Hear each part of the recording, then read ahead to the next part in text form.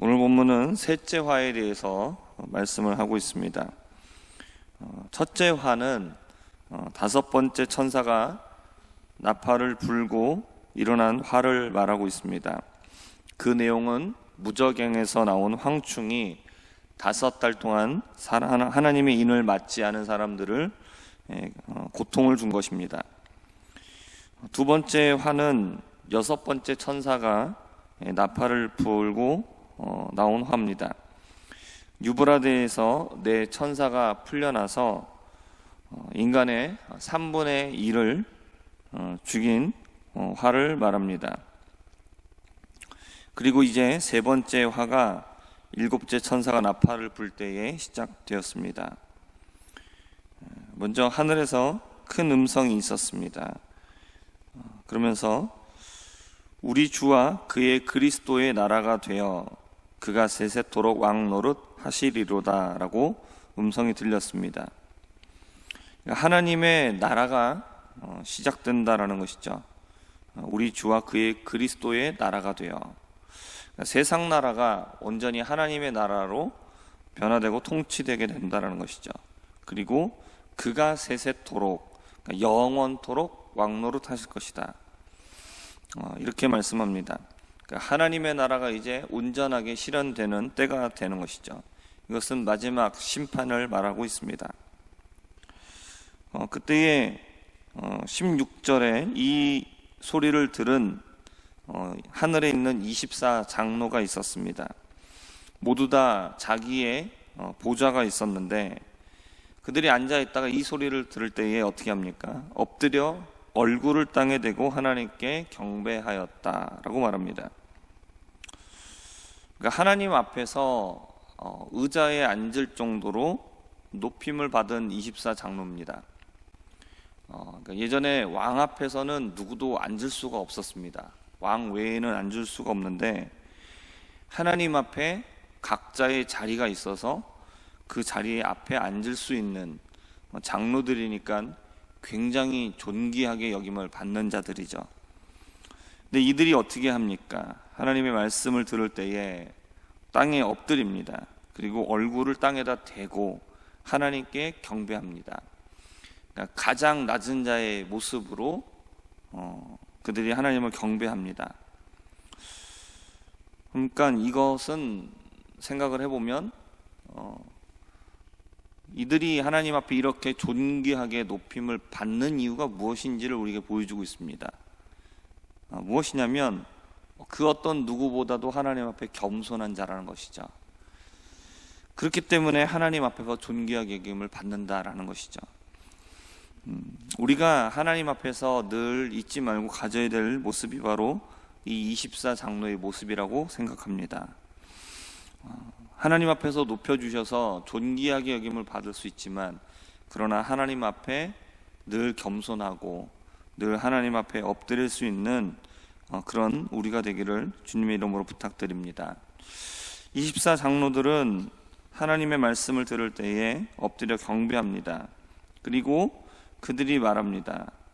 감사하옵나니 옛적에도 계셨고 지금도 계신 주 하나님 곧 전능하신 이여 친히 큰 권능을 잡으시고 왕노릇 하시도다 라고 말합니다.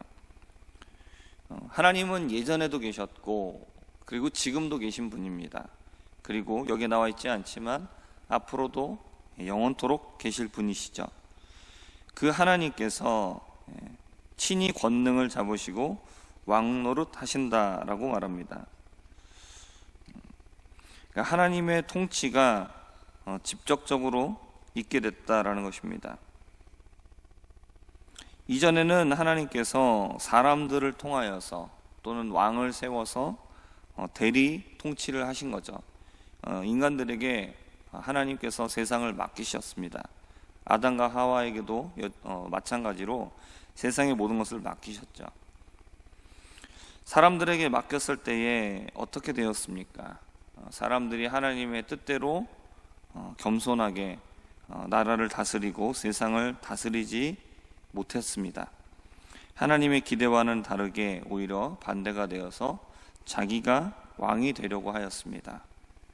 그래서 결국은 하나님께서 세상을 맡기셨지만 세상은 하나님의 뜻대로 되어지는 것이 아니라 타락한 죄인들의 뜻대로 세상이 점점 망가져 갔던 것이죠.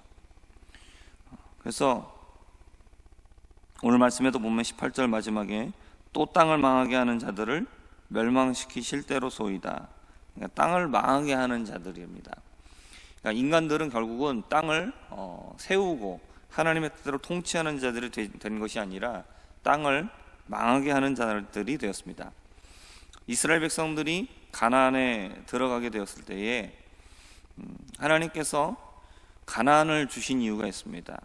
그 살고 있던 민족들을 몰아내시고 주신 것은 무엇이냐면, 가나안 민족들이 아무런 죄가 없는데도 이스라엘을 편애해서 잘 살고 있는 아무 죄 없는 가나안 백성들을 죽이시고 몰아낸 게 아니라는 겁니다.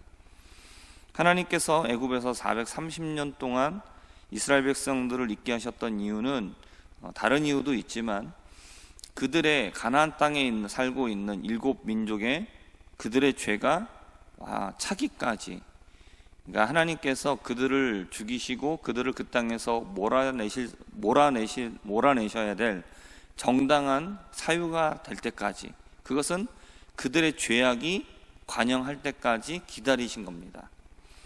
그들은 땅을 망치는 사람들이었습니다. 우리 인간들이 그렇다라는 것이죠.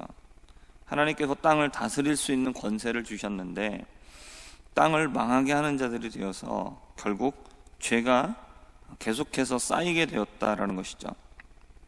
하나님은 가나안 땅에 살고 있었던 그 민족들의 죄가 차기까지 400년이 넘게 기다리셨습니다. 굉장히 오래 기다리셨던 것이죠. 그러면 이 세상에 대한 하나님은 얼마나 기다리시느냐, 앞으로 얼마나 더 기다리실지는 모르겠지만, 그러나 하나님은 정말로 많은 기간을 참고 인내하시고 기회를 주시고 있다라는 것입니다. 사람들에게 통치를 맡겨서 그들이 계속해서 이 땅을 망하게 하고 죄악을 쌓고, 결국 하나님께서 직접 이 세상 모든 것을 심판하시고 그리고 다스리게 될 최후의 심판이 올 때까지 하나님은 계속해서 인내하고 기다리시고 있다는 사실입니다. 세상에 살아가는 사람들에게는 화가 끊이지 않고 계속해서 화가 주어지고 있습니다. 세상을 주관하시는 하나님께서 사람들에게 화가 임하게 하셨기 때문입니다. 계속 이어지고 있는 화는 하나님께서 사람들에게 매우 노하셨다라는 것을 말해주고 있습니다.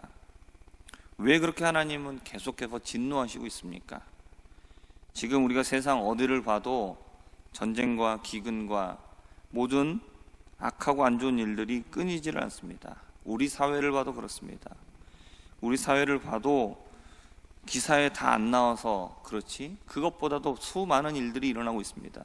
근데 우리는 그 일부분만 기사를 읽어도 정말로 세상에 대한 실망감과 정말로 우리가 정말로 이렇게 안전하게 지내고 있는 게 신기하다고 싶을 만큼 정말 많은 악한 일들이 일어나고 있습니다. 하나님이 계속 진노하시는 이유, 사람들이 죄를 회개하지 않기 때문입니다. 하나님께서 심판하셔서 부분적인 심판을 하시면 그것을 통해서 깨닫고 죄를 회개해야 하는데, 사람들은 전혀 자신에 대해서 깨닫지도 못하고 죄에 대하여 신경 쓰고 있지도 않습니다. 하나님의 진노가 부어지지만 죄는 여전히 계속되고 있습니다. 그래서 하나님의 진노하심이 그치지 않는 것이죠. 그치지 않는 죄와 그리고 그로 인하여 그치지 않는 하나님의 징계는 평행선처럼 계속됩니다. 언제까지 계속되느냐? 마지막 심판 때까지 계속된다라는 것이죠. 하늘에 있던 장로들은 7째 천사가 나팔을 불자 경배를 드립니다.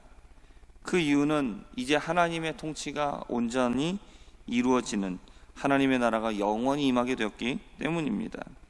죄의 세력이 심판을 받게 되고 죄는 사라지고, 그리고 이제는 온전히 의로운 하나님의 통치만 있게 될 것이기 때문입니다. 이것은 장로들 뿐만이 아니라 이 세상에서 살아가고 있는 우리 모든 성도들의 바람입니다. 우리들도 이 세상에 죄악 가운데 살아가고 있지만 우리는 하나님의 나라를 바라보는 자들이고 의로우신 하나님의 통치만을 바라보고 살아가는 사람들입니다. 이 마지막 심판의 때에 하나님은 어떻게 행하시느냐? 악을 행하는 자들에게는 하나님의 진노를 내리십니다.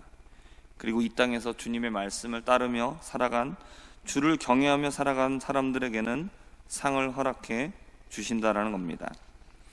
이 마지막 때에 하늘에 있는 하나님의 성전이 열린다라고 말합니다.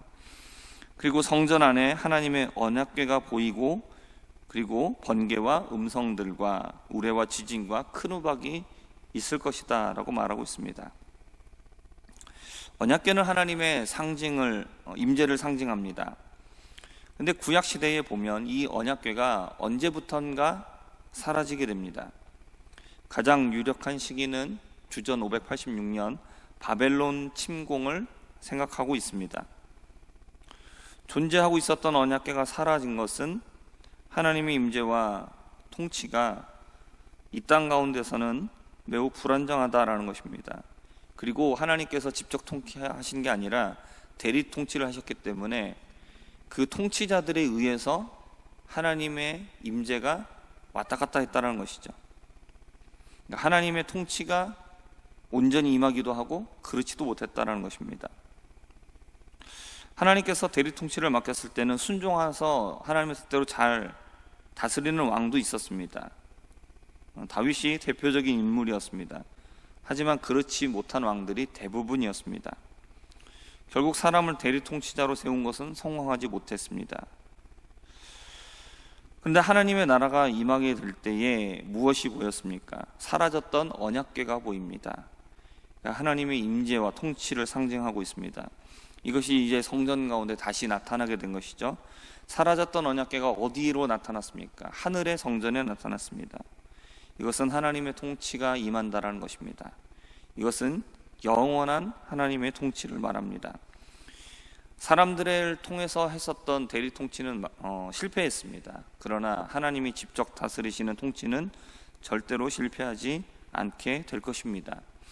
그리고 성전이 보일 때에 번개와 지진, 큰 우박이 있습니다. 이것은 하나님의 임재가 심판으로 드러나는 것을 말해주고 있습니다. 하나님의 통치는 순종하는 자들에게는 상입니다. 기쁨의 날입니다. 그러나 하나님을 향하여 대적하고 있는 사람들에게는 하나님의 임재가 번개가 되는 것이고 지진이 되는 것이고 큰 우박이 되어서 그들에게는 심판의 날이 되는 것이죠.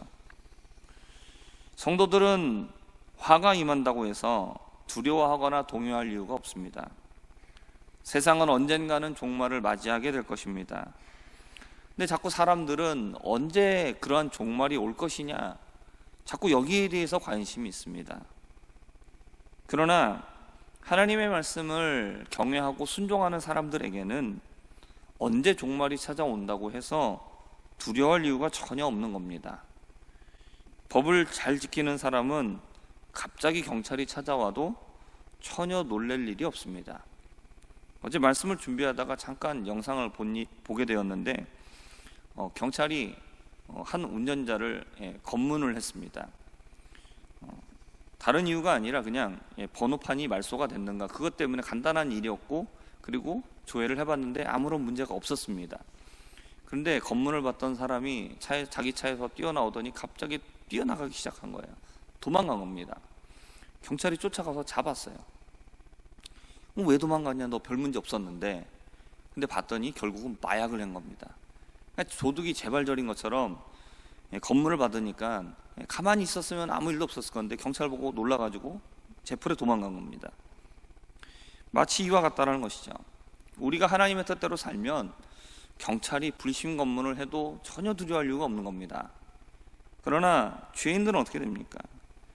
경찰차만 봐도 오금이 저리는 거고 자기가 했던 일 때문에 도망가는 것이죠. 그렇기 때문에 성도들은 종말이 정확하게 언제 찾아올지를 걱정하거나 이거를 두려워할 것이 아닙니다. 지금 우리가 하나님의 이름을 경외하면서 하나님의 말씀대로 살아가는 이것으로 충분하다라는 것입니다. 그러면 언제 종말이 찾아와도 슬기로운 다섯 처녀와 같이 우리는 하나님의 나라 가운데로 들어가게 될 것입니다. 마지막 종말은 하나님을 경외하는 자들에게는 승리의 날이 될 것이고, 이 땅을 망하도록 죄를 짓고 있는 사람들에게는 피할 수 없는 최종 심판의 날이 될 것입니다. 성도들이 이 세상을 살아갈 때에 우리는 어떻게 살아갑니까? 비록 괴로움을 당하고 고난을 당하면서 살아갑니다. 그러나 신실한 증인의 삶으로 우리가 살아갈 때에 우리가 당하는 고난과 고통은 마지막 심판 때에 우리가 받을 상이 될 것이고, 주님의 영광 가운데 참여하게 될 것입니다. 이것을 기억하면서 이 땅 가운데서 고난을 이겨나가면서 살아갈 수 있는 우리 모두가 되기를 주님의 이름으로 부탁드립니다. 기도하겠습니다. 하나님 아버지, 계속되는 하나님의 심판은 언젠가 최종 심판을 맞이하게 될 날이 오게 될 것입니다. 하나님, 그때에는 하나님을 경외하는 자들에게는 상을 받는 승리의 날이 될 것이고, 하나님의 말씀을 거역하며 살아갔던 사람들에게는 다시는 기회가 없는 최후의 심판의 날이 될 것입니다. 하나님 아버지, 우리가 이 세상을 살 때에 우리가 증인의 삶을 살아가는 것이 때로 괴롭고 힘들고 어려울 때가 있으나, 우리가 최후에 하나님 앞에서 상 받게 될 것임을 기억하고, 우리가 이 세상에서 모든 것들을 인내하며 진실한 하나님의 증인으로서 살아갈 수 있도록 주님 은혜를 베풀어 주시옵소서. 예수님의 이름으로 기도합니다. 아멘.